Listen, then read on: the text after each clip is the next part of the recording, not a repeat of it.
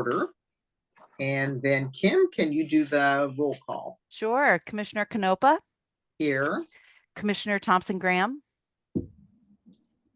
Here. Commissioner Anderson,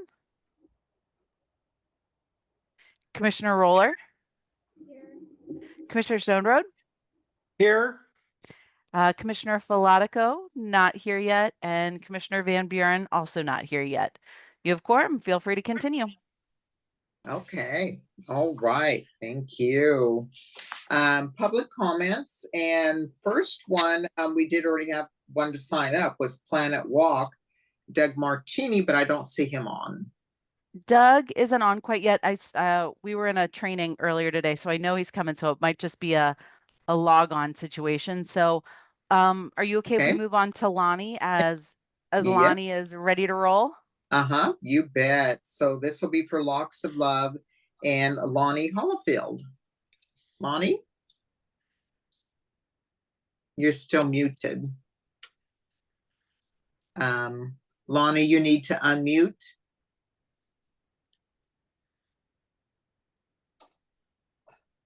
Can you? We can't hear you.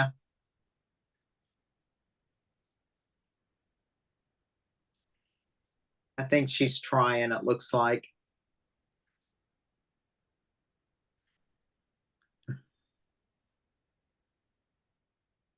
Don't worry, Lonnie. We've all been there. Yeah. So on your, are you on your cell phone? Sometimes I think you have to go in to allow Zoom to have your camera and your audio. Might be under the settings. Or if you haven't had problems with that before. Anybody here that knows more techie than what I am that can help her out? Let me see if I can ask you to unmute, if that makes it easier. And I see that Aaron came on.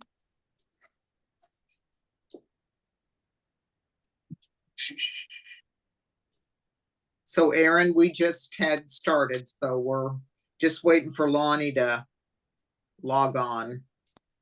Well, how about we do this? Lonnie, hold tight. Doug, welcome to our meeting. We just got started. Oh, there's Doug. Okay. I know you just signed on, but can we kick it to you first while we work out some technical difficulties on Lonnie's end? Yeah, Lonnie might need to log out and then come back in and try to give access to her microphone. Yeah. Okay. All right, Doug. Welcome. Good to see you. You too. My name is Doug Martini. I live here in Albany, over on Broadway. And sorry, I don't have my PowerPoint pulled up, but I'll just describe without my PowerPoint. It's fine. So every year for Thanksgiving, I go back and visit family in Boise, Idaho. And sometimes I'll go on a walk there. They have a river walk. It's pretty nice. And they have a scale, it makes it kind of a fun walk, a scaled model of the solar system. And you start at the sun, and it's not too very far away, and the next planet, and then they go clear out to Pluto, which is about 3.5 miles, right? And of course, these things you can scale to whatever size or distance that you want folks to walk along your riverfront. It doesn't fit into a building. It's just something that's put along the walk. I think it's something that could increase traffic flow to go the full length of whatever distance you want folks to be walking on. So as an example, if you start off with a 20-foot wide sun little display, about 180 feet later, you'll encounter Earth. And so you're actually walking in a 2-scale model of our solar system. And it's kind of fun. It's a place where classes could come to help get a sense of the spatial, how big space really is, get a connection to the bigger picture. And so I was just talking and just throwing this out. I am willing to head up a project like this and try to get all the funding and the equipment. It doesn't take very much to build one of these. Basically what they have in Boise is just these small little plaques that show just where each of the planets are and tells a little bit about each of the planets. And so I don't think it'd cost too much. I mean, I think it'd be small enough that I'd be willing to take all of that on to try to come up with the funds and all that kind of thing. Just so that would be my proposal. If that was something that you guys would be interested in, I'd want to know, okay, where do you want these things at? And then I would go out and try to find donors to help get all the equipment for it to do all the startup costs for it. But I don't want to go out and do all those things unless that is something that the city were interested in. And so that's my idea. I thought it'd be kind of a fun thing for the city. And I'd be happy to head that up if that's a direction that you guys would be interested in going. Well, that's the best part. You're willing to head it up and do the fun. For those that don't know me, I'm the district attorney and I work in law enforcement. And so I get to see the ugly of the world every day. And I thought, if I could just leave something beautiful. Yeah. I wouldn't want my name on it or anything like that. But someplace where I could go and just say, oh, I did that and it's beautiful. Oh, I like that idea. Another place too, besides just the riverfront, would even be Talking Water Gardens, because you've got 2 miles of trails and then it's more darker there. So it would kind of really sort of fit in with the dark sky, the night sky too. Yeah. Usually people don't go through there at nighttime because it's so dark, but unless it's some of your clientele that you deal with. That's right. But so wherever you guys would, the riverfront or what, or Talking Water Gardens or even around Waverly Lake or someplace where people can walk. But just to encourage people to get outdoors and walking too is so important. So yeah, wherever you guys would want it. If you were to give me the heads up, I looked a little bit further into Boise's, and they are actually getting ready to update theirs, and there's a company out of Ireland that actually makes these things. And wow. Did you have any pictures of it? I did on my PowerPoint. If you give me they just changed my computer settings, and so if you gave me 2-3 minutes, I could pull up my PowerPoint. If you want to bounce back and forth between me and the other person that has something, I'd be happy to hang tight. Okay. Yep. Does everyone else want to be able to see a picture? What it looks like? Yeah. So, okay. That'd be great. Thank you, Doug. We'll wait till you get that part on. And did Lonnie ever get back on? I don't think I see her.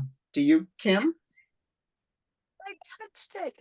I don't unless Greg is There's Lonnie. Greg. Is Greg Lonnie? Can you hear us now? We can hear you. We just can't see we're you. on. We're here.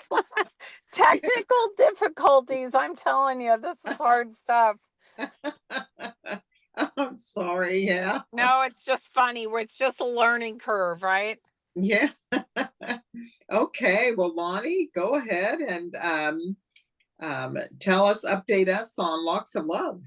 Okay, so we went in with Kim and we met with her and we took her our plans from the architect, and he has the finished, technical plans, but we gave her a picture of the idea, and we gave her a couple of ideas of places that we would like. We're open to whatever you guys, wherever place you think it would be appropriate, but we'd like to be along a walkway. We'd like to be a pathway so we can be something that people will look for, that it's a tourist attraction, something for everyone.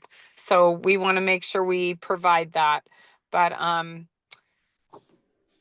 So TVP Engineering downtown is doing this is Greg Hollifield.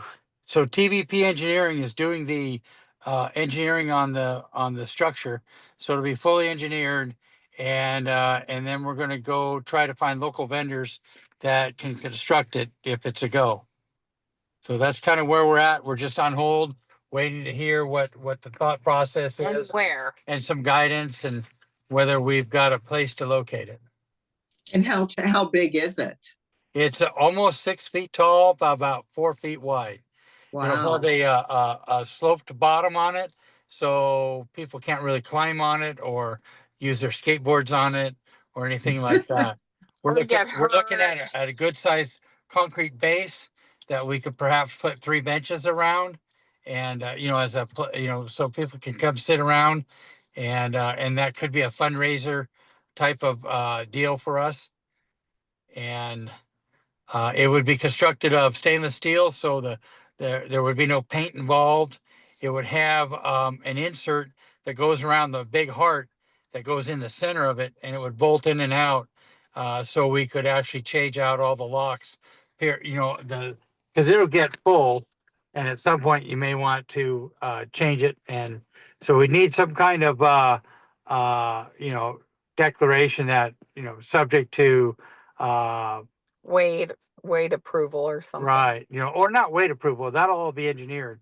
But just, if it's full, we may want to change the locks out so other people can have an opportunity to participate in hanging a lock for someone in their either marriage or someone who's passed or something like that. That's the idea behind it. So it's kind of an artistic structure. It kind of looks like Kim has a picture. I don't know if she showed it to you. Yeah. It's But on the it's screen. modeled after a, Okay. kind of a sketch of what a teenager might draw. Yeah, something a teenager might draw. And it will have a butterfly at the top, I'm hoping. Yeah. Oh, I think it looks great. Yeah. And So, so Fun.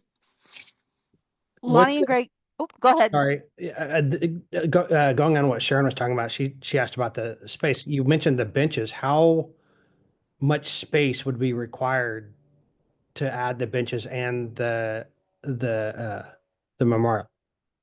we're looking like a 12-foot radius, not 12-foot radius, but a 12-foot diameter.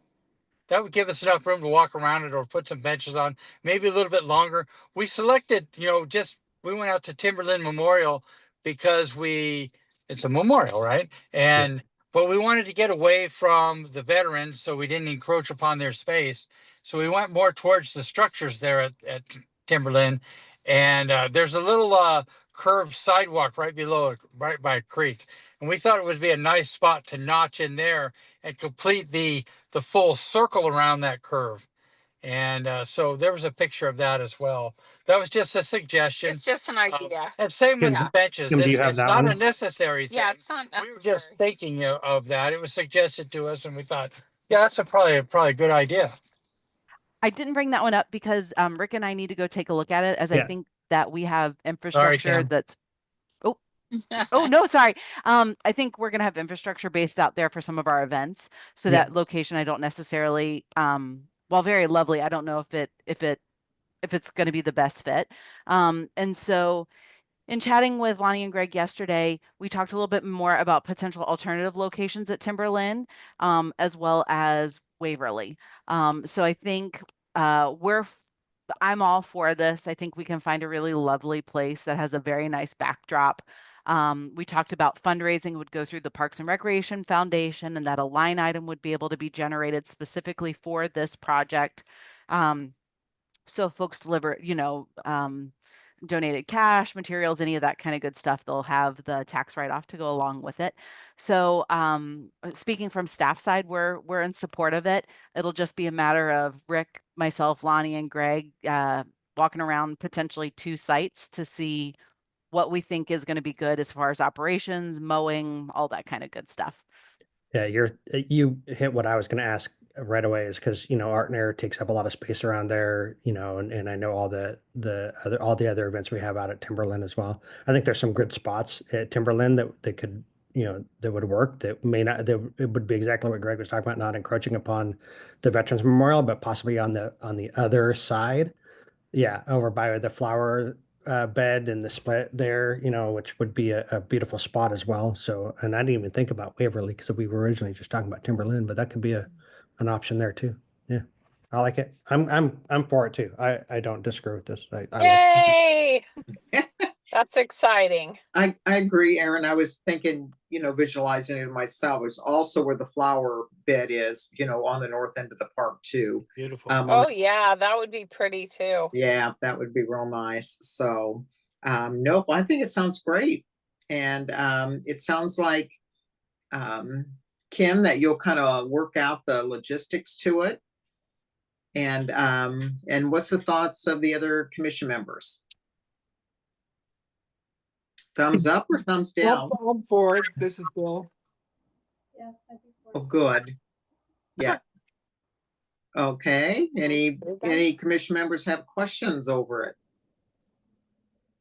I kind of wanted to hear from Kim and Rick about it. To me, it looks vulnerable in terms of how much vandalism that we've seen in parks.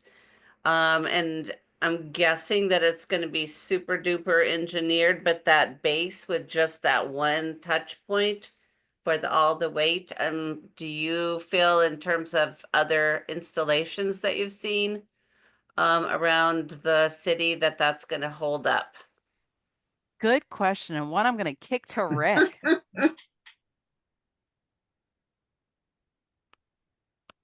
Oh, now we can't hear you, Rick. You just I heard muted you yourself. earlier. Muted myself. Okay. Trying to There unmute you myself. go. I think they're thinking right in how it's designed. You can't totally stop anything, but you make it harder to mess with, and you have and you put it in a spot that's more difficult. So I think it'd be okay. And made of stainless steel helps a lot. Yeah, it'll probably get painted at some point, but that I think they're thinking the right way. So nothing is unbreakable, but they're on the right path. And I'm happy that it's going to be done by an engineering firm that does this. That brings me some comfort. Can I throw another wild card into that to consider? Francisco is just finishing up redoing the upper beds at Waverly. He's put walkways through there, and he's been planting this week. Yeah, That's another place to look. So you go in the upper parking lot there and look around, because there's possibility that would be a nice spot in Waverly, because he's just done a really nice bed that he's still working on. That would be cool. Yeah, we'd We'd love that. Yeah, that sounds good. He's wonderful. Yeah. So how about we do this? It sounds like we're in the process of moving forward. So tomorrow I'll send you guys contact information with the foundation so you can get in contact with Alex, who's the chair, as well as Ed, who's the treasurer. And then probably not next week, as our crew is in interview land. But potentially the week after, for us to kind of go and walk a couple locations, so that way you can get a confirmation and be able to move forward with donations and all that kind of good stuff. That would be pitching awesome to folks where it's going to be. Okay. Hey, Love it. Okay. Kim, can I ask Fantastic. if when you decide on a location that you send it to the commissioners, so we have, so we know. I'm probably going to chirp on this a little bit later too on some things. So, Sure. Okay. Because I know we originally talked about Timberland, and when we first said yes to this, it was at Timberland. So if it changes from there, I think the commission, needs to be involved or update on that one. Sounds good. Sounds good. So thank you, Greg and Lonnie, so much for taking this on. So we appreciate it. Thank you, guys. Thanks. Appreciate it. Drive We'll safe. look to hear from you. Yeah. Thank you, Kim. Thank you, Bye-bye. everyone. All righty. Bye-bye. Okay, Doug, I did you have get it. it up? Yes. Yep. I'm ready. Oh, wonderful. Let's see. Go with this one right here. Can you see it now? Yes, we do. I do. All right. So here's this is a oops. This first slide is their starting point in Boise. They have an indoor museum there, so that's not the scale of what I was thinking. You just put up the sun. But here is what all the planets look like. And so this one, Mercury, you're looking at Mercury right there. So you can see it has a little bit of a diagram that shows, okay, this is the little map here to walk your way through the solar system. And then the little plaque there that has a description of the distances involved. That's a little bit up further up close. Neptune. It was kind of fun to see the distances. The distances are just amazing. There's good old Earth. So this is one way of doing it, is with these big railroad ties and a plaque. The company that I looked into that Boise is using, they do things that look like this right here. So this isn't the Boise walk, that one right there, but those are just some examples of what it is. And so the footprint isn't really huge, but it is kind of a fun little concept. So that's those are my slides. Doug, is the Boise on it's a paved trail? Is that a paved walkway? Yeah. Is that what? Okay. Yep. Because I was thinking if we did Talking Waters, that's not paved, but it's not like it can't be out there. Just be a little different. Yeah. Because you have a Yeah, more it's, defined, you have a more defined route with the paved. Yeah, in the Boise, it's not a straight line, but it's just one direction, right? There's not things that are branching off from it. But actually a number of the planets are all pretty bunched together. And then you start seeing the distances out to Saturn and Neptune and stuff. So It'd be nice to have one of the plaques, and I don't know if that can be done, but I mean, my husband's really into astronomy, and so he has this app. So then all he does is get the app, and then it basically at that time shows you what stars are in the sky. It shows a location, exactly what's up there. Mhm. And all the constellations and all of it. I mean, my husband knows it all. But also when it comes to the International Space Station going over too. So I mean, we love watching that at times watch, and you just get on this app and it lets you know the timing, and when we're out of town and over at our one camping property, we can get out there and see the night sky, and then it's right on time. When it says it's going to be a certain time that it's coming over where your location is, because it all goes by GPS, there you get to see it. So, I mean, Central Oregon and Eastern Oregon is really dark sky country. Yeah. But we're not really so much that here in the valley, but it would be nice to have sort of a place to really get people that live in the valley to be, kind of relate to that dark sky and the stars. So I think it's we're the central of the, Willamette Valley here. So it would be kind of cool to be really recognizing our sky. So in our night sky. One more thing, I can't tell if I'm sharing right now or not. I think I am. You are. The company that does it out of Ireland there, that Boise is now going with, if you'll see, they have that QR code there. And what that allows is you can just use your phone and it'll have a thing that talks to you about this particular planet. Oh, that'd be cool. Oh. That's a little bit more upscale, but anyhow, those are the concepts. And Doug, I get another question for you on this one. Sure. So I know these are like spaced based upon kind of like the distance that the planets are from the sun. What's the total length? Or is it, do they vary? Good question. It's whatever length you want, because you just scale it to whatever area you want folks to be transversing. You just scale it to that distance. Okay, that makes sense. Yeah. I didn't know if there was a set scale, a set standard, or if you could just, make it whatever you wanted based upon the distance. What's the longest continuous trail that we have in the Albany system?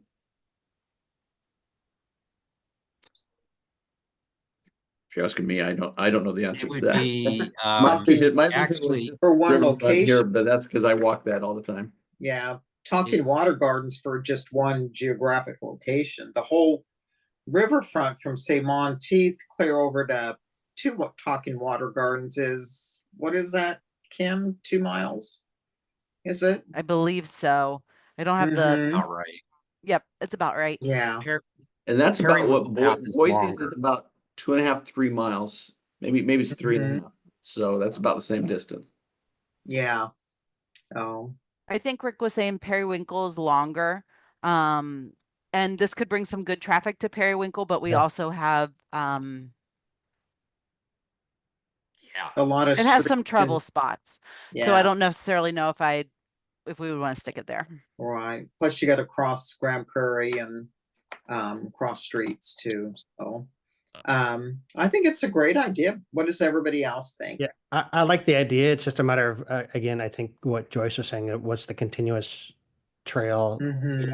that we could put on, and then the design. I know I have a hard time putting it at the waterfront again because you're kind of taking away from everything else at the waterfront. Mhm.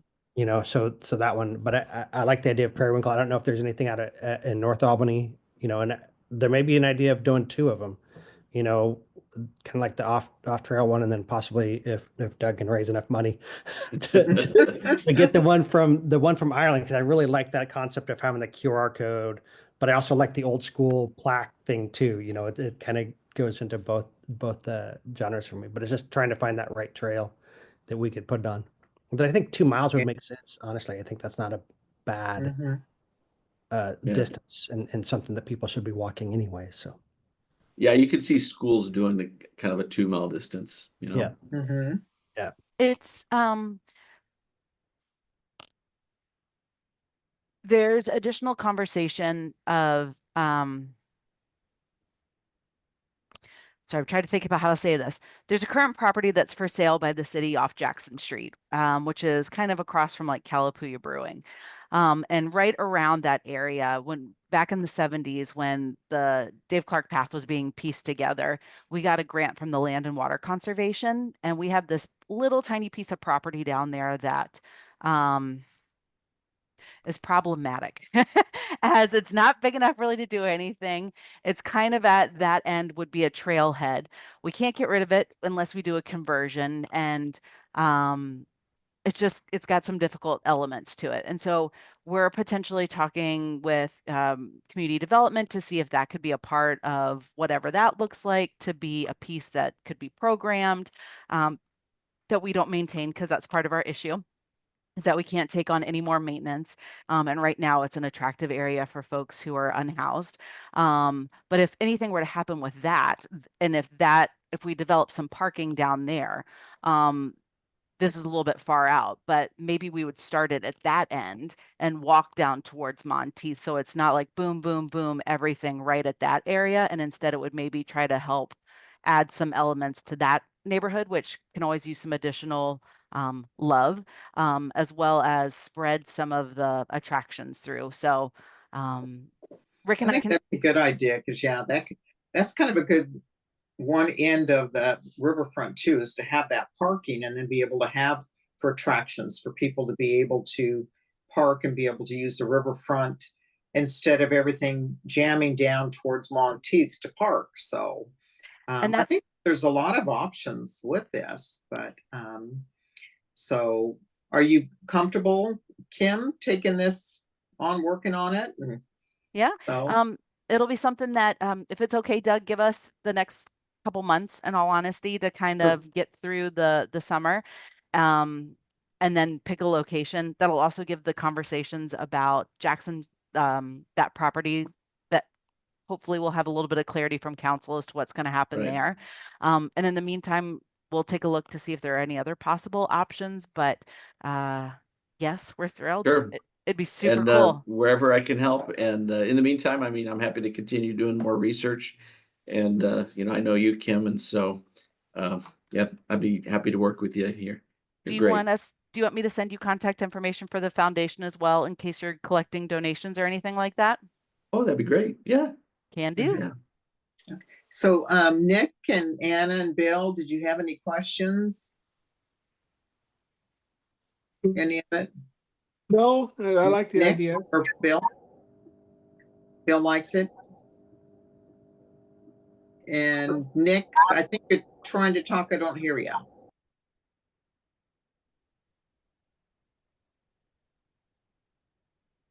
Oh, he must be having problems with audio too.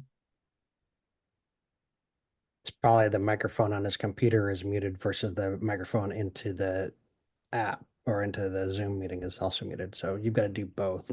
Uh-huh. Okay, can you hear me now? Yeah. Yeah. Okay. Yep, we can. Yeah. The first thing, Eugene also has kind of a different version of it. They have a very similar thing. I Googled because I remember walking it. Yeah, so I Googled Eugene Solar System Walk, and they have a little website. They've got it so like they've got the informational sign, and then they've got a pillar with I think scale versions of the planets themselves, or maybe just a visual representation of it. So Mhm. it's kind of cool. Maybe another thing to look at of just like an example of what they're doing. Yeah. Yeah. Uh-huh. This could be something the Arts Commission also might be interested Oh, in. yeah. I don't know if it'd be like Yeah. a mural or, if we want to do a painting on if it's a hardscaped area. But they're a very active group and are looking for collaboration. They're hopefully going to be trying to do a map of like different artistic community elements. And this would be something that would go on a future map that maybe people would tour. So Excellent. Yeah. And that was my other thought. And we have been, I think, trying to move away from Monteith, but I was wondering like if they're right as Monteith kind of moves into the Dave Clark Trail right behind the RCC, if you put like the sun right there, I think it might, I wonder if it would encourage people to actually walk the trail. Not like put it in the center of Monteith, but like, yeah, a reason to walk along the whole length of it. Mm-hmm. Okay. And Anna, did you have any thoughts or thumbs up or down or? Oh, it sounds cool. I was looking at a map from Parks and Rec of all the different trails. Uh-huh. And yeah, the one along the river is the only really long one that I can see. Okay. All right. Any other questions? Doug. Okay. Well, Doug, thank you so much. Thank you. Thank you for your consideration, and I'll roll up my yeah. sleeves and put me to work wherever you need me. No, big thanks to you. So I'll go start looking for Daddy Warbucks from money. All right. Thank you, Doug. Thank you. Good seeing you again. Bye-bye. Okay, I think that was it. There was no other public that was on. Next is the approval of the minutes. And I'm getting some feedback somehow, I think. Anna, I think it's coming off of your screen. Yep. Okay, got it. I don't know why it was doing that. It was doing a feedback on it. And you were being lit up green, so it must figured it came from yours. So, okay. The minutes are from March 5th. If there wasn't any changes that you saw that from the minutes, I'll entertain a motion for approval. Move to approve the minutes from March 5th. I second. All right. And any discussion on them? Okay. All those in favor say aye. Aye. Aye. Or hands up. And Bill, we didn't hear you. That must be an aye. Yes, All right. Okay, gotcha. All right. Thank you. With that, motion is carried. And next scheduled business would be discussion items, BN 25 to 27 budget update. all right. So in the past, this will be my third one, which is absolutely bananas. But in the past, it's been a little bit a mixture of informal and formal. And this year we're going back to the informal route, and I'll tell you a little bit why. So, Oop, you froze up. it's just a part of a larger budget. Whoop, can you hear me? Yeah. Now Yeah, you just froze for about 20 seconds. So could you still hear me, or was it just an unflattering? Nope, you we froze. couldn't hear everything froze. So we're good. Okay. You're good. You're good. It did just say system is unstable, and I was like, yes, 100%. So So we're just a smaller part of a larger organization. So in citywide goals going into this budget development, the city was looking to create a structurally balanced budget that's sustainable now as well as into the future. That hasn't always been something that has been achieved or prioritized. Additionally, they're looking to create, maintain core operations and community services, address pain points through funding key services and implementing process improvements. They're looking to advance the city's capital improvement program and strategic plan, enhance employee confidence in the budget process through education and transparency, and they're hoping to begin to move the city towards a more strategic budgeting process. So what does that actually mean? So we are now doing budgets every 2 years. So in the off year, city council is going to get together and work on their strategic plan. The current strategic plan that we have focuses on a couple key themes. That's great neighborhoods, safe city, effective government, and a healthy economy. And so instead of necessarily just saying you all get to grow by 3%, being, all of the property tax departments, and whatever you've been, you get 3% more than that. The city's trying to, I say the city manager, as well as all of the departments, are trying to a new approach to say, well, sometimes that works, sometimes it doesn't. And so let's actually try to match the resources with the priorities that council has put forth in the strategic plan. So that's kind of what's happening in the background. And then the main driver of the budget is our finance department, as they are the wonderful numbers folks. So and there's some very strategic changes happening there. Instead of in the past, there would be a large budget book that myself, Debbie, Rick, Rose would have been working on narratives, comparative data, all sorts of things. We're not doing a full draft budget book with extensive narratives at this time. And the reason why we're doing that is because we're moving to a digital book through this program called ClearGov. And we're doing that for a couple of reasons. One, it is ADA accessible and more compliant, as ours currently is not. So if anybody has needs, it's very difficult to interact with our information. So it's going to be more transparent. And additionally, it'll help us be more efficient. Our finance team really hasn't grown, but all of the regulations have. And so if we're able to move things in and out and share that more easily, have folks go online and be able to say, where are my property taxes going? I want to drill down into parks and recreation, and a couple clicks of the button, have it there. That's amazing. So we're working to move to that system. So it doesn't make sense to put all of this time and effort into a product just to have it last for 2 weeks and then have everything move over. Additionally, we have apparently a ton of GL codes, which we have things very broken down into very specific items across the city. We had over 1,200, and everybody who's come in the new to finance and in the city manager's office has been shocked that we're running with that many, as normally 200 to 400 is more like it. And so so all that's been condensed. So if I were to bring you and show, all the detailed amounts, it's not going to be comparing apples to apples, because something that would have taken 15 lines in the past now might be in one. So that's happening. The draft budget was sent out to the budget committee and city council on, I think, Friday, and there's a link available online that we can follow up with. But the first budget meeting actually doesn't take place until May 22nd. This is all in a time where public safety levy is on the ballot, which counts for 10% of police and fire's budget. There's been all sorts of talk about our roads for decades. And there's been additional conversations about, is that a gas tax? Is that adding a utility fee? And generally in a time where there's a lot of uncertainty and a lot of volatility nationally. So with all of that, it's kind of interesting to try to put together a presentation on our exact numbers, when depending on some of the upcoming conversations and ballots, it'll impact, even though we're not police and fire, if something happens to them, we're a part of the same body. It would happen to us. So instead, I'm going to talk a little bit in generalizations and then give you an opportunity to ask questions. So our budget, Parks and Recreation, we are preparing essentially to stay the same as we have in the last 2 years. After COVID, we did a lot of reducing in staff and programs.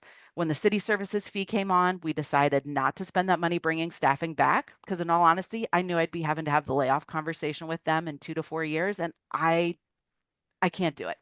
And we can't do it to our community by playing ping pong as we're going to offer this, we're not going to offer this. Oh, we're going to offer this. It doesn't build trust, and it doesn't. It's just bad. So we are ready to run status quo. We've built up our reserves internally so that we've got a 6-month cushion should the bottom totally fall out like it did in COVID, where we're able to keep our programs all running and able to keep our staff. So with that said, in looking at things, the past 6 months, and especially since the new year, we had some realizations that, okay, we have some low-hanging fruit that despite being wonderful additions to our communities, they're not necessarily penciling out and they're not having the impact that we need them to have. And so Summer Sounds was one that we made the decision a little bit earlier. River Rhythms is an incredible program that takes place out there. And we have a lot of resources and a lot of sponsor support, which helps that program run. Summer Sounds grew from Mondays at Monteith. And as it grew, more staff time went into it, more resources. And for a while, we were having, almost attendance that could rival some of our smaller River Rhythms. But since COVID, we really haven't bounced back. Sponsorship has been very weak. Our attendance has been incredibly weak. We had 4 concerts last year, and the quality isn't the issue, like at all. It was like over 100 degrees one day. It poured down rain, and the 100 of us hid under the shelter together as we weathered the storm. It's not quality. It's just a maxing out of people's abilities, including our staff. So we thought we're going to take a step back from that and figure out how we can instead bring music and culture to our neighborhoods at a future year, which hopefully going into next year, we'll have a roving program or we'll be having neighborhood concerts, kind of have that same spirit as what Mondays at Monteith used to be. And then paddle boats. And I need to apologize for this one as it all kind of, paddle boats have been on the list for a while, but we all love them and they're fun. With that said, with everything that's been going on, and as we were looking for low-hanging fruit, we were running some numbers. And Peter, our city manager, he's always like, no surprises. And so as we made the decision we're going to go public, we send it to Peter to put in his Friday report, and that is not necessarily only to city council. So before I have an opportunity to message it really to anybody else, it's on Hasso's blog, Democrat Herald's calling, and in the mix of all of it, I didn't notify you all. So I apologize, as that one's a big one. Monetarily, not necessarily that big, but it's the first thing you see if you're coming in to Albany. So I want to apologize there, as I had this moment like maybe Monday evening where I was like, I should have sent this to the commission and the foundation. But at that point I was like, I'll see him in 2 days. I'll apologize. So I am apologizing. Paddle boats, they're great. They're also 30 years old. Their fins come off, things have been re-welded, replaced, patched, taped. We used to have a sponsor that with that sponsor, we were maybe subsidizing $1,000 or $2. That sponsor past couple years has had a different direction, and it doesn't include the paddle boats.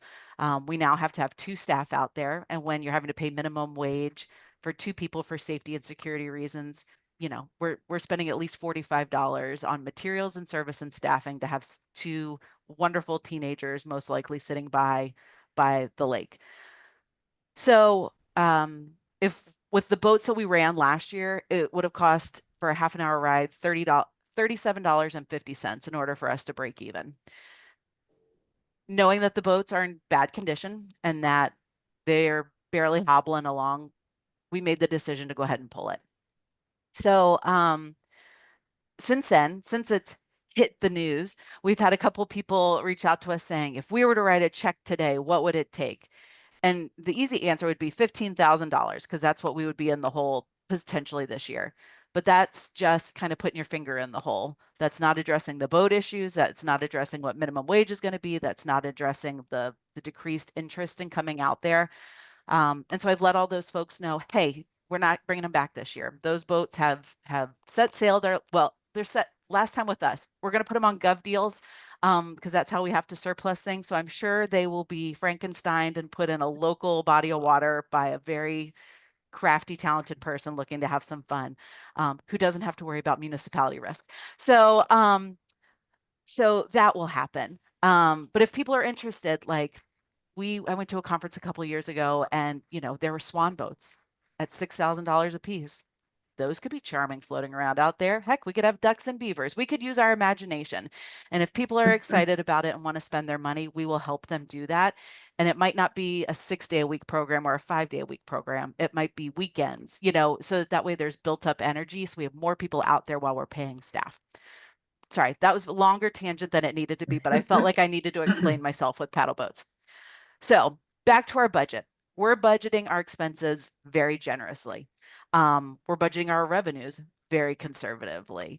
There has been so much volatility on the federal level that it's making a lot of head spin. Like there's been a lot of staff time dedicated, not only from our department, but citywide on things that we thought we were going in one direction one day, and 48 hours later, there's a halt on it, clarification. So it's kind of impacting every element of our operations. If it's materials and supplies, are we going to be able to get them? Are the tariffs going to hit? Construction costs have been all over the place. So we're making a really conscious decision to say, okay, we're going to try to keep on keeping on.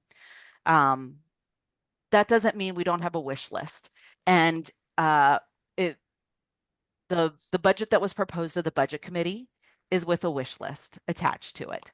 And so these are the things that we have heard from council and our community that they would like us to focus on. And based on our current resourcing, both staffing and materials, some of those, there's additions. So we were asked to put together a wish list for the first time. And anybody who's been with Parks and Recreation for a while knows that typically we're the first, us and libraries are the first one to be pulled from.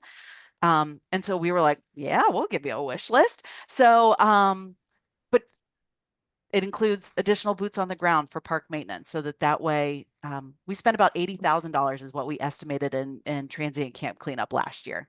That's unbudgeted, but because nobody else does it, well, Public Works does some, police does some, but most of the time it falls on us. So that 80,000 is just cleaning up the camps that we have the ability to. We're not getting all of them. So that is a minimum of the amount of money that we're spending on that. So we said, we'd love some offset to help us clean up transient camps. We'd love some additional boots on the ground. We would love some money for improvements at Albany Community Pool as our lighting needs to change and our, a variety of items. We would love an additional trailer or money set aside specifically for Waverly Park aeration. We would love an AV upgrade at the RCC. So we gave a list, and a part of the potentially proposed budget includes some of those additions. But those would mean potentially looking at city services fees, seeing how, just seeing what the appetite is of council. And that's something that I don't know at this point. If those don't happen, there is a shortfall. But as I mentioned earlier, our department, we have reserves. We did the cutting. We have been incredibly scrappy. And so I don't see us having to cancel any other major programs or do any layoffs if we are able to keep our money. So I'll talk about it a little bit. Well, we can chat about it now. I included the CIP for our department in the packet, and it looks a little different than our other ones. In the past, we would pick a couple projects that we thought might happen in the next 5 years and stick it on there, but that really didn't show the breadth of what our system looks like.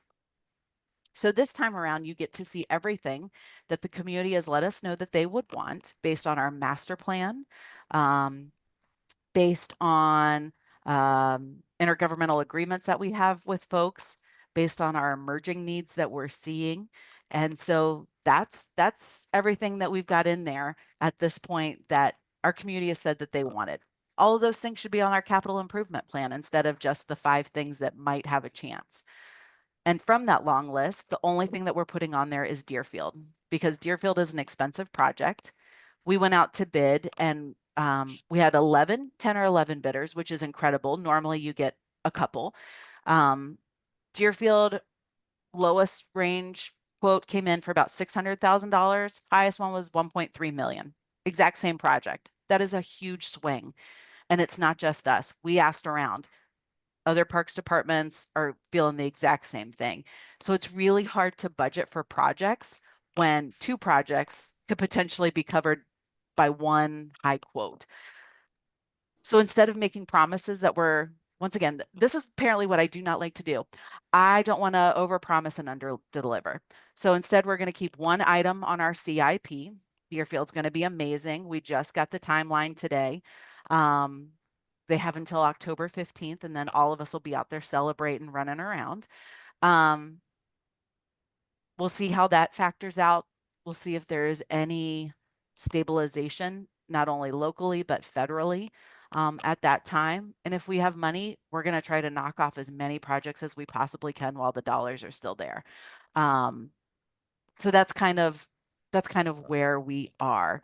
And I apologize as that looks very different from what our normal situation looks like, but I hate to give you information that, you know, depending on what a council meeting or a ballot measure could look like, would potentially change.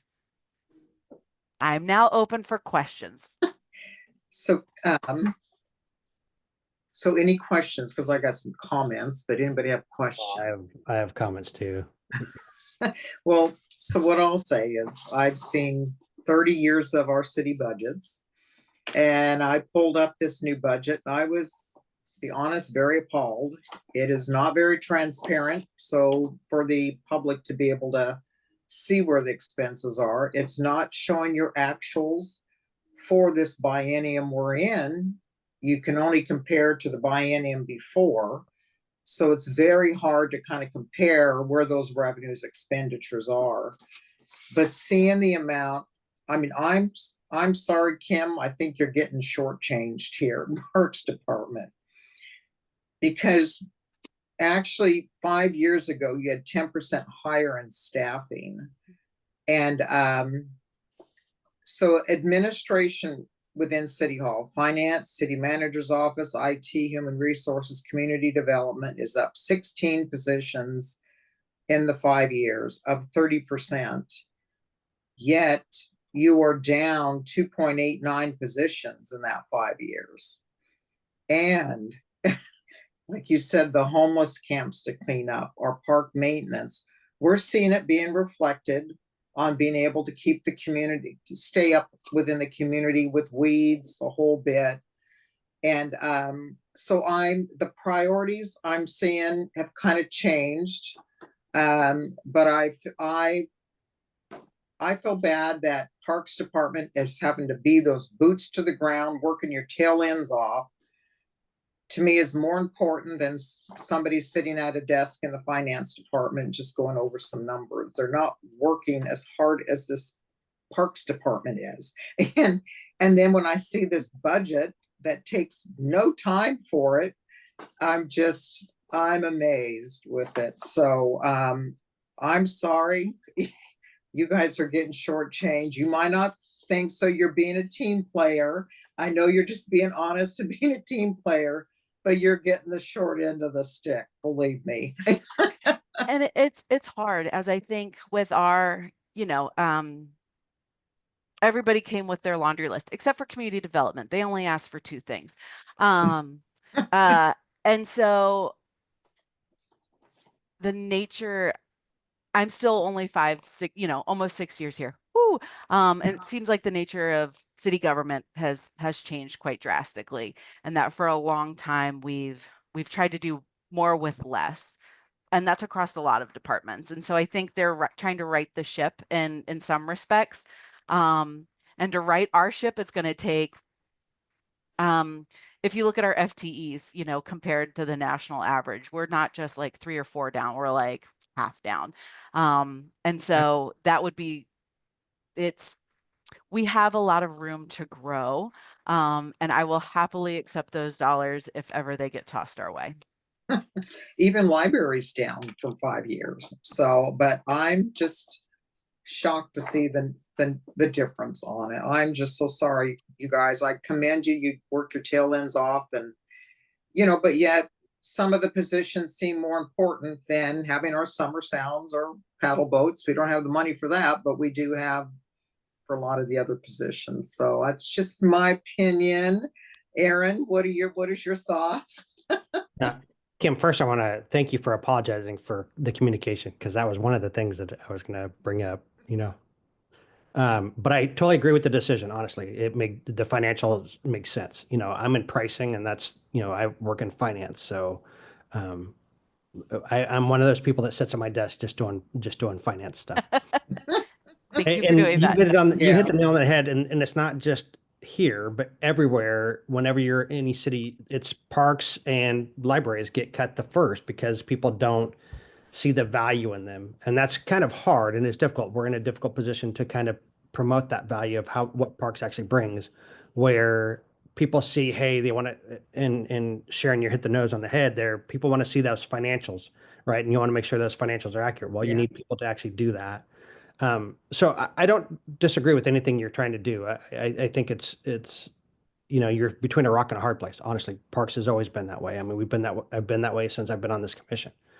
You know, so, and how much we do, how much you guys do within what you're able to do within the budget you have is just, you know, it's phenomenal. And I think when is it Summer Sounds that's going away, or River Rhythms? I can't remember. Summer Sounds. When that isn't there, people will start seeing it and noticing it and complaining.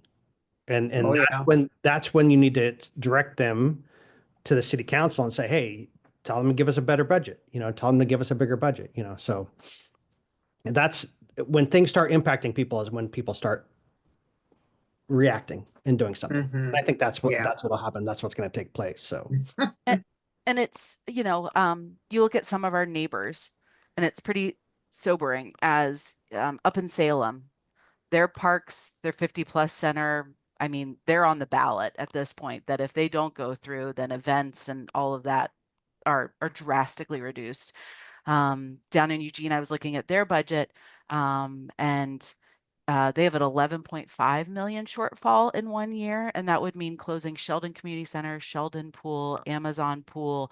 The library would go down to 2 days a week. And that's Eugene, which I think folks would think of as a different, I don't, you know, different type of community, that maybe those would be easier ones to make it through.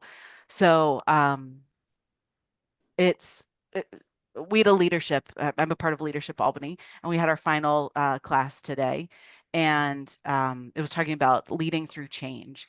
And as you're sitting in a room with 22 other people, bankers, farmers, metal workers, insurance salesmen, or women, every single person had this moment of vulnerability of being like, we don't know what we're going to look like or if we will exist next year. And that kind of takes you out of it a little bit, where you're like, okay, it's not great. It's not what we want. But nobody right now, at least in our community, seems to be sitting high on the hill. So we're going to do whatever we can within our power to bring a little light, bring some opportunities for people to hopefully smile and get away from the stress.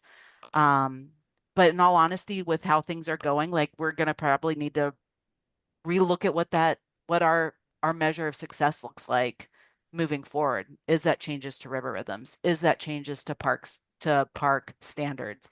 And those will be things that we, when we're able, we'll come to you guys and get feedback on. And some of them might be, if we're just looking at the numbers and that's what we have to do, then that's what we have to do. So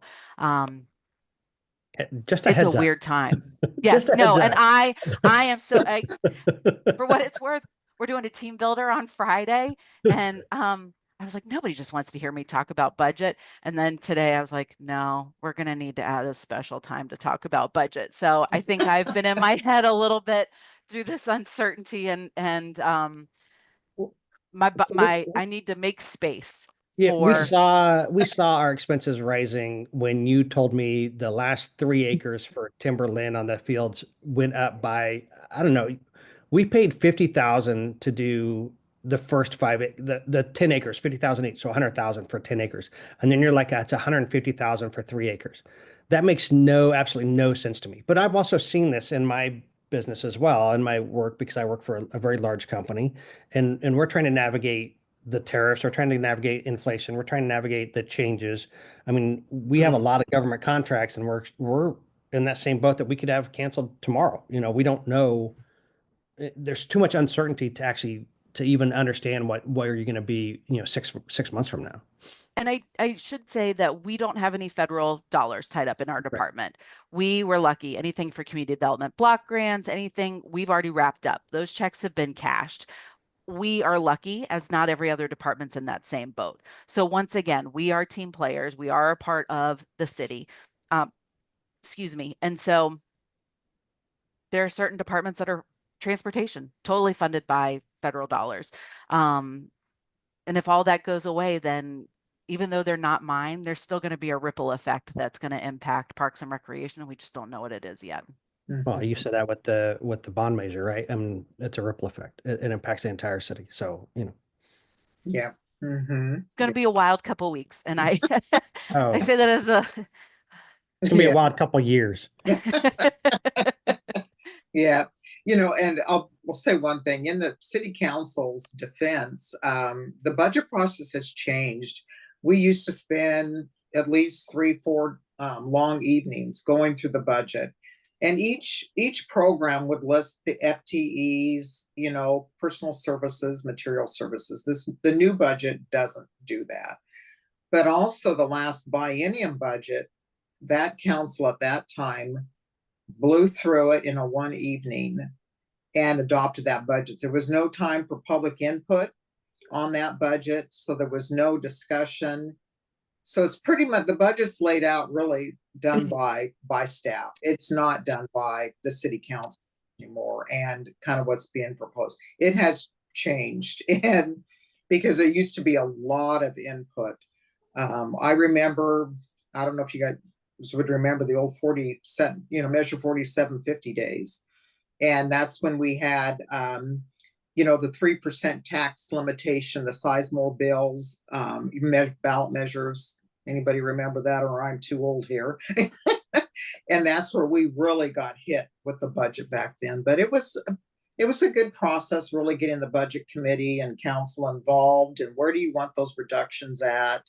And what do you want to increase? And so that's kind of changes, pretty much sort of set in stone by the time it hits the budget committee on that. Just my opinion. Kim, you weren't around in those days, but I was probably very shocked at the last biennium budget. So it was like, whoa, there's just no public input, here at all for that one. But so yeah. Okay. Off my soapbox here. Any questions? I had a couple of things I wanted to bring up. Oh, yep, you bet. Okay. I took my dog for a walk down to Monteith Park. I think it was Monday. And there's at least 8 dead trees, 2 large trees near the water park where the kids play. And there was probably 50 families down there. So I think that should be a priority to clear out those dead trees because they're big. And there's one that's marked for removal, but there's another one just across the other side, Dave Clark Trail, that's hanging branches over the trail. That's also danger. So I think there's a lot of liability risk for not removing these trees. And so I think that should be budgeted. It's going to cost more if you wait, and it could be a liability issue and lawsuits, whatever. And then I also walked down between Ferry Street and Broad Album along the Dave Clark Trail. There was a dead Maple tree with a large branch overhanging the trail that is cracking, and it's a safety issue, and that should probably be removed. So I don't know, when employees go through the trails, they look for signs for safety issues or not, but that should be immediate. I have pictures of it. I could forward that on. So those are two major concerns. And I think waiting to remove the trees is a liability risk because they're this warmer weather. I think the trees, those dead trees, are be a greater risk to fall or break off. And then another minor issue, I mean, that's a major issue, I think. Another issue is I walked by the Chamber of Commerce building.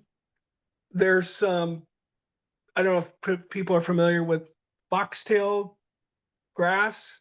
It looks like wheat, but it's it sends off these spurs or little items that would get in dog's paws and cause a great deal of harm, because I knew somebody had a $400 vet bill because one of those spurs got embedded in his paw. So there's a lot of that grass. I don't know if somebody could clean that up. It's also behind the carousel. So that's my two comments. So I would hope people would take other members on the committee, go out to Dave Clark Trail, go out to Monteith Park, take a look at those trees, and I think that's they got to be addressed immediately. Did anybody else done Rick, that? did you have a comment on that? Yeah, I can comment on that. I don't know about I'll have to look at the one you talked about between Ferry and Broad Album. I'll have to look at that one. I don't know what that one is. I have a picture of it. I can send it to you if you want. Yeah, I can just go walk. It doesn't matter. It's noticeable. and It's a snag, and it has a big branch that's all the way. It's probably 20, 30 foot long branch. It's right across the trail. Wow. Okay, we'll look at that. And then the Monteith trees, we're aware of it. We actually had a consultant come look at it. The consultant didn't come through, so we went in a different direction. The one by the playground the ones by the playground are scheduled to be removed here shortly. They're already on the schedule. The others we'll get them out. There's some public messaging that we have to do on those too, because they died a natural death, but everything becomes a bigger issue. You've killed all these trees. Well, no, we didn't really kill these trees. There was disease in the ground already, and so we're on it. And particularly those two are slated to be out here real soon. Okay, but I mean, they're going to have to come out eventually, and I think that even those trees by the if you look at it's usually where the canopy are, where people barbecue or have a break area. So those trees could also cause damage to individuals who are out there. So I think all of them should be a priority, because they're not small trees. They're pretty good size. Yeah, And they all need to come out. They do. And I think it'd be a lot more risk for greater expenses down the road if they're not removed. And I don't know if anybody else has any comments of seeing those trees down there. No, I have not paid attention to them. So what kind of trees are they are they the cotton? They're large old maple trees. They're probably over 50 years old. Oh, wow. I think that's only, yeah. Mm-hmm. And they're very top heavy. Yeah. So, a lot of the maple trees get the box elder bugs in them too. So I think it's probably more toward the heat, but yeah, it's just stress over the last few years, plus other factors. Yeah. Okay, well, thank you, Bill. Does anybody else have any comments about the dead trees? Anyone else have comments? No. No, thank you for pointing it out though, Bill. We appreciate it. So yeah, thank you. Okay, so I had one other thing. What about the foxtail grass? Can somebody take that out? It's along is it on private property though? I don't know if that's private property, but it's along it's near in the parking lot next to where the memorial is by the Chamber of Commerce building. That's their part. That's the chamber. Is that theirs? Mm-hmm. Yeah, I can mention it to them. The stuff, we have the little piece between the parking lot and the little triangle lot there, across the street, and it's already on the work list. We just are Okay. slammed right now. Okay. Mhm. All right. And Thanks. we'll mention that. We'll mention that to them too. It's Mhm. yeah, it's very bad if animals get into those seeds. Yeah. Wow. Okay. Thank you, Bill. Thank you. Uh-huh. So Kim, you did the capital projects update. You didn't do program updates, did you? Or did you touch base? Not yet, but I Okay. can do that if you want me to roll into it. Okay. Yep, go ahead. All right. So, program updates. We'll start staffing. So, I sent out the email as Rose is now I a know. I know. She's yes. It's Wow. we miss her. So we put out a posting, and we had close to 60, 70 folks apply. Wow. Interviewed 11, and we'll be bringing 4 in for second interviews on Tuesday. Mm-hmm. So, it's a weird time to be recruiting for a recreation manager, as all of them are working to support their staffs heading into the summer. But we realized if we didn't take the shot and could get somebody now, it would be me Mm-hmm. supervising everybody through January. And I will be happy to do that, but it might not be the best for everybody else. So Mhm. we're gonna shoot our shot, and if we don't have a good fit, then we'll wait, and that's okay. But we're really excited as we've got great candidates. It's just a matter of will they fit the piece of the puzzle that we need them to. Linda Booth, who is our amazing clerk 3, who is the voice of Parks and Recreation, after 16 years, is retiring. Oh, So geez. her last day is the end of the fiscal year, so the end of June. And so, like we always do when we have a vacancy, we take a step back and say, what do we need, and how do we fit this in? So with that position, with Maple Lawn leaving, we're no longer doing city reception services. We are keeping half of it, or probably 60%, as administrative, and then the other 40% we're looking for somebody to do programming, because we used to have a lot of programmers, and now for adult and youth we have 1.5. So hopefully we'll have 1.9 at the end of this interview process. So it's a little bit weird to interview folks with both those hats on. But I think are bringing back 15 to 20 next week for first round of interviews. So that hopefully will yield some good things.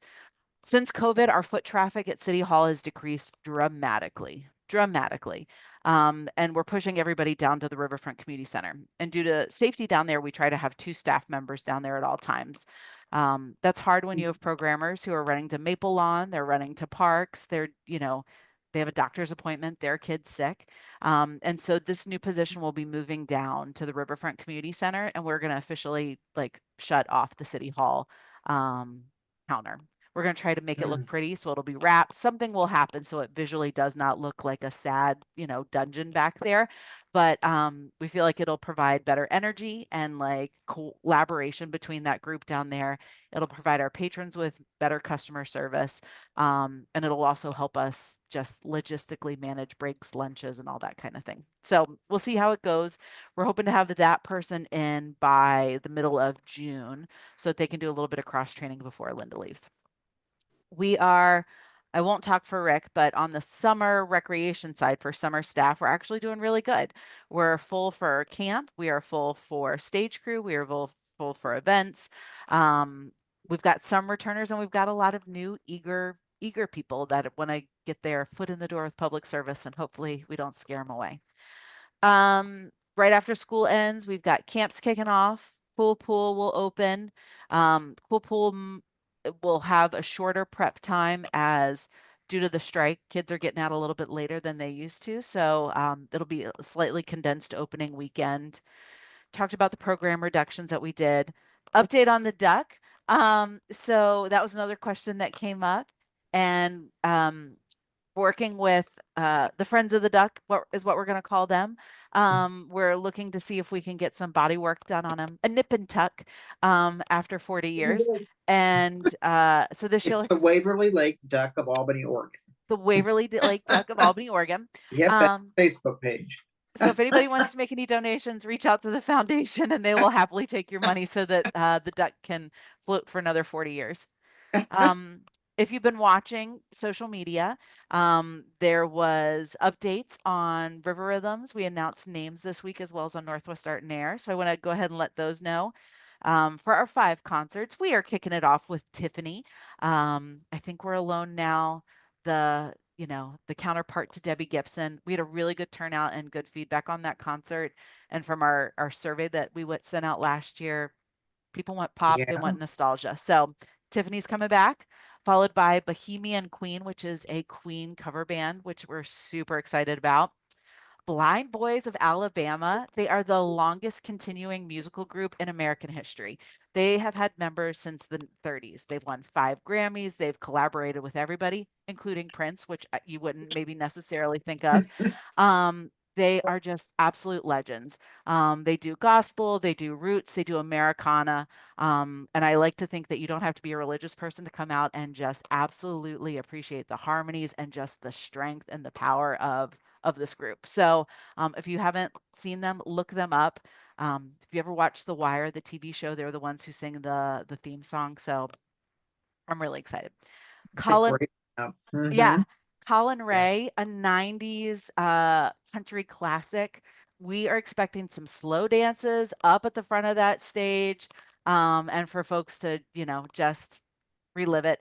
And then Don McLean, American Pie, coming to finish out the season. So it came together really late. I won't lie.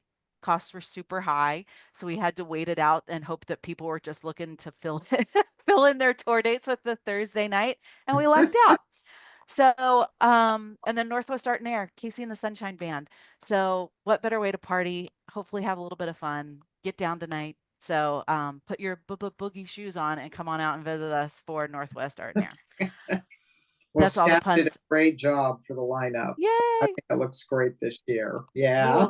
We will pass it along. Yeah. Other than that, I got 2 other things and then I'll shush up. So foundation, the Parks Foundation did a fundraiser, kind of their first one outside of the pedals, a couple weeks ago, where we partnered with Public Works, who makes compost. Public Work gave us the compost for free. We ended up selling 114 yards in a day. And so that's over $2,000 that came back to the foundation to help support programs. And people were so just supportive of it. So it'll be an annual thing. Thank you very much to Craig Prosser at Public Works. He is absolutely fantastic. So they've got some momentum there, and I'm just very excited for their participation. And then lastly, Rick will probably talk about a little bit, but on the program end, Adopt a Park has been out there. Jill and Chuck are everywhere. So if you see areas that have had graffiti go over it recently, been painted over recently, you see some fewer blackberries, you see less trash, you see a couple new trees. Most likely it's been an Adopt a Park program in the last 2 weeks. So while our staff are ready, getting ball fields ready, mowing grass, doing everything that we need to do in order to get facilities and parks looking good. Adopt a Park has been coming through and adding additional adventures and projects to the list. So that's all I've got. Unless there are any questions. Any questions? Yeah, Nick? My kids would be so upset if I didn't at least ask about the status of Lehigh. Oh, yeah. Well, Rick, do you want to cover that one? I'll let Rick cover that one. The face says it all. There, I'm trying to unmute. Yeah, I was going to mention that in my report. That one really got slowed down by the weather goddess, and it just didn't go well. But the playground is in the right places. We're putting this week the finishing touches on the gravel base. It has to be just so, and then the contractor will come in and put the artificial turf in. And then Kim likes to promise dates, and I've said, yeah, we'll probably be there by June 1st. Depends on the contractor. And then we'll continue working on it through the summer. I mean, we need to put a drinking fountain in. We've got some kind of cool tables to go in, a little bit of fencing and that kind of stuff, but it can open before that. So with some luck, we'll be there June 1st of June. My crew told me today that they thought they would be done with our part this week. So we'll see how that goes. That's It looks great. promising. Thank you so much. And I guess it's probably time for my report unless there's other questions for Kim. So I'll go right into it. One of the blessings of the last month is that it hasn't rained very much. We had 35% of normal after a fairly wet winter. So that's been a blessing in places like that where we've needed to get on the turf and get things done. That's what shut us down from that project. The other side of that is everybody in town is ready to use the parks, and it's only May 7th. And there's a lot of things that aren't done on a May 7th. We're still working on drinking fountains. They started playing youth baseball this last week ago. Adult leagues start. Corvallis runs adult leagues through our parks. Starts Sunday. Bathrooms open about this time next week. There's just an awful lot. So we've got our summer staff on. There's about 20 of us working right now, just on that. But we are behind. And if you see stuff, feel free to email me. I mean, there are so many things that we just can't keep up with because they're until July when stuff slows down and growing. So, but there's things we don't see. A lot of it we're used to. We're used to the mowing. We have 3 tractors. All 3 of them are broken right now. One of them should be back tomorrow. So that those kind of things slow us down. There's a lot of areas in town that are kind of no man's land, and yet unless somebody has to do it. For instance, by 7-Eleven, the roundabout, every time I drive past, I think, oh, somebody needs to get out here and weed. And it's whether us or streets gets out there first because everybody's pretty swamped. But come July, we look pretty good. But until then, it's a bit of a trick. Kim said that the volunteer group's been doing really well. I think, Kim, did I tell you it was 49 shopping carts they pulled out in one day a few weeks ago out of Periwinkle Creek? I think it was 49 of them. Wow. Just craziness. But they're very helpful on that. Deerfield Park, Kim talked about that. We had the meeting with the contractor today. I was very pleased with how that meeting went. Wanted to mention that Francisco Santiago he's the guy that makes anything that grows and looks good in the city. He's been involved in it, and he's got a few more years to go, 2 or 3. I think he wants to put in 30 years. He's got a couple more years to go, and he's trying to get everything in good shape for when he leaves. So you'll see that he took on the Waverly, the upper bed there I was telling you about, and he's almost done with that. He's talked about the couplets, redoing that. He's ambitious. So you just want to give Francisco what he needs and let him run. Yeah, he's going to be a huge loss when he retires. So, we had finally the Timberland lights failed this year. We cannot buy the ballots anymore because of the rules in Oregon. And when I was a sports coordinator for two or so of the worst years of my life, or hardest years of my life. Sports is a rough one, but back 20 some years ago, and we were talking about putting new lights in then. It doesn't make sense to put new lights in. So we've moved the adult programs that need lights down to Bryant Park and switch the kids up to Timberland, and it's working. And we were fortunate. Bryant Park had some issues with the power company and doing some stuff there, and we didn't have power until Monday. So we didn't know how things were going to go. We turned on the lights Monday and every single one of them worked. So that was good. You got to take it as you can. And now, Rick, can I butt in for a second?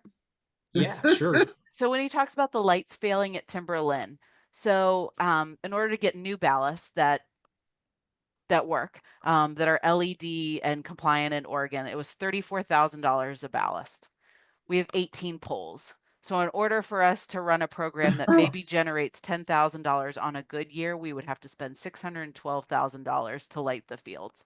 So this is some of the stuff that we're running into that, like, there's no way that pencils out and is a responsible use of taxpayer and resident dollars. So, so Rick was like, I'm going to switch them. We're going to see how this goes. And I was like, yes, please. So thank you to Rick for, having those hard conversations, because people are used to their field.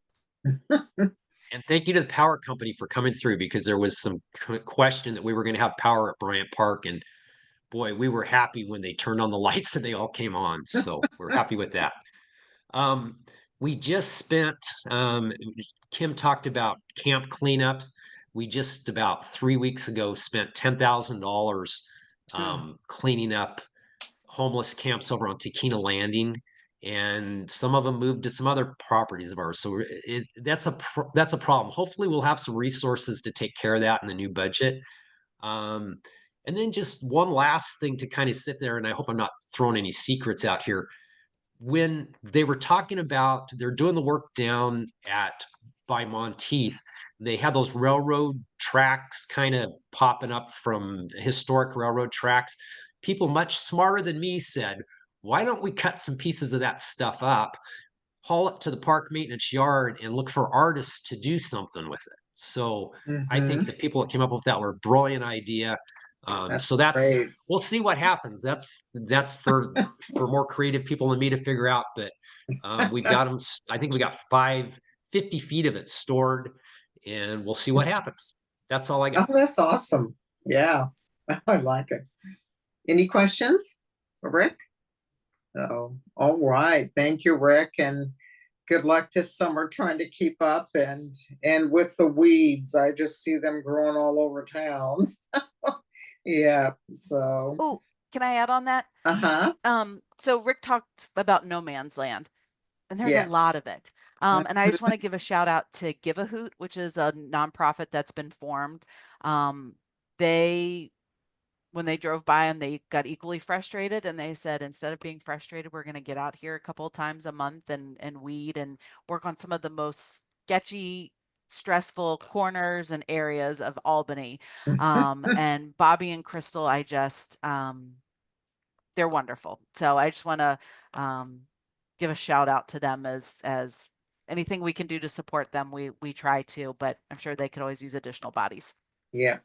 No, they do a wonderful job. So yeah, more bodies. They could be able to go all over town. There's plenty of spots. So yeah, wonderful. Okay. So Kim, did you have anything else? Kim or Rick? No, I think we've quite talked your ear off tonight. Oh, nope. It was great conversation. So business from the commission. Bill, did you have anything else? No. Okay. Aaron? Yeah, actually, I have a couple things. Uh-huh. Kim, I believe the robotics team will be talking to Lynn Smith about, I know this year they want to do one, I think, because it's so late in the season for them. And then they found out today that they have to find a new space. So GAPS is kicking them out. It's actually the fire marshal's kicking them out. So even the preschool there, this is not public knowledge yet, has to move before next school year. So at West Albany, so all of that has to change. So yeah, so if you know of a space, they've had a couple of the different ones from the district has offered, but until a new bond measure, until that all gets hopefully passed or whatever, and that's redone, they will have no space right now. So, but the other thing is because their season runs so late, they really didn't have an opportunity. Their bandwidth was just too small to get into this summer. So they really want to try to plan for next summer and get more dates, because that's, if they go to Worlds again. So Aaron, what did you say it was? Who was it? It's the robotics program. Oh, the robotics. Oh, Yeah, okay. So you said so- boxing. No, it's so it's not just the high school Yeah. robotics team. It's actually the middle school Right. robotics team and some elementary robotics teams meet Yeah. at the old what is it? It's the old stage area of West Albany. Mhm. So Uh-huh. and Yeah. that whole stage is their workspace. So yeah. Aaron, Mhm. do you mind sending me what the square footage they need is, and we can be on a lookout to see if we can Yep. if we can help. Well, yeah. That was, and if anybody can help, because this is what is it? This is their sixth move Wow. in 5 years or 6 years. So last time they went to Worlds, they had to move too. So Mhm. it's been fun. It's just, we knew it was coming because the fire marshal had gone in there and the building's old, and the space isn't there, and to learn that even the preschool has to leave, and that's Gaps is trying to find something. I know that's where Meadow, or what, the Lawn Ridge, Mhm. or no, what was the preschool before? Maple Lawn. Maple Lawn, Yeah. right? Because they opened that one up at West and closed Mhm. Maple Lawn. So now they've got to find something different for that as well. So, and I know that's, Yeah. it's not public yet. It will It be. is now. We've asked if This we can is promote it or this is we can talk about recorded. it, because we need to find a space. We need to find sponsors to help us. And Mhm. I mean, we're a non-profit. They're essentially, there's no money in this. We don't get to charge students, so it's all fundraising. It's all, Right. Mhm. Yeah. and it's, Huh. That's too bad. yeah, I mean, we knew it was coming. They wanted us to be out in December, Wow. and Gaps has been pushing back. And so now it's, as long as we're out before school starts in Mhm. August. So, Wow. Hey, did you have anything else? nope, that was it. Other than Oh, okay. thank you for, giving us the updates, because I'd rather learn it from you than from Facebook. Yeah. Yeah. That includes Art and Air, which Shoreham will be at Art and Air as well. So All right. Let's see. Anna, did you have anything? I do not. Nothing. Okay, Nick. Just thanks for all the work you guys do, and sad that I just forgot to show up the last 2 times, and it made me so sad the next day when I realized, I was like, I Oh. missed it. So That's no problem. I'm glad we're able to do it virtually. Makes it And- easier, but yeah. And oh, sorry, Yes, I've got Kim? one more thing. And Nick, I want to say thank you. We might be reaching out to you. We're going to look to do a bigger parks passport, or like a playground passport specifically. And we would like to include like fun facts, like be sure to look for X, Y, and Z, or the shadiest spot is over here. So we might be reaching out to you for your wife's top 5 list at some point. yeah, Oh. I think it's on Cole's list for hopefully a summer project. yeah, I mean, we still have it saved, so we'll make sure to send Awesome. it to you. Yeah. Let's see. What I have is just Kim and I talked the other day about I've actually got to go, but thank you. okay. All right. Thanks, Nick. The Waverly Lake Duck. So there is a local business that's interested in doing a fundraiser for the duck, and actually looking at maybe paddle boats too. But to restore the duck, and so it's only just kind of Aaron, Bill, or Anna, if you have any ideas. What needs to be done is it needs to be refiberglassed on the exterior. So we need an auto body shop that can do it, or a boat repair shop that can do that, fiberglass repair. I left a message with McClinton Auto Body. Didn't hear back. I told you, Kim, I think I left a message. I haven't heard back from them. Still got to try to find other ones. If you have any ideas or know any contacts with them, let me know. The inside of it needs to be gutted out, just like a turkey. Just gut the turkey out, and then put its floating. The floating homes. They have these styrofoam type floating devices for floating homes. Needs to be stuffed up into that duck. And then the painting piece to it's going to be easy. I mean, an auto body shop would need to put the clear coat on it, and then we can repaint it again like we did in 2017. That was the fun part. So the foundation has $5,000 from 2017 when we raised money for it. So If we have to pay for the auto body repair work, at least we know we can raise some money for it and get that done. But if you know of anybody, have ideas that has that contact that does auto body work, just send them our way, please. Because when he gets back, we'll probably be about half underwater by the time September comes around.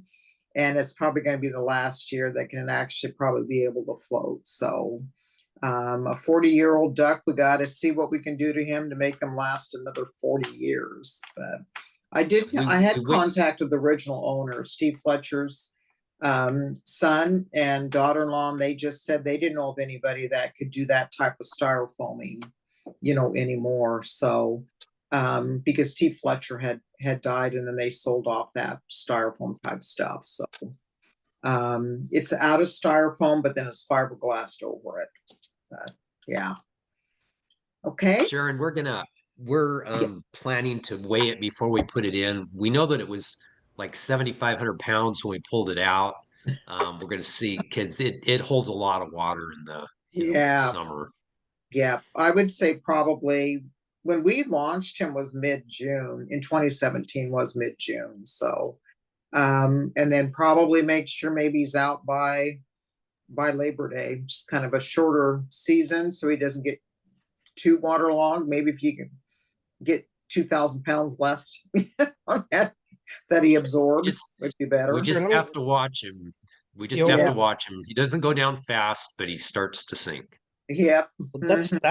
That could be. So Sharon, I guess the question is whoever's doing the fiberglassing, there should be another sealant on top of that.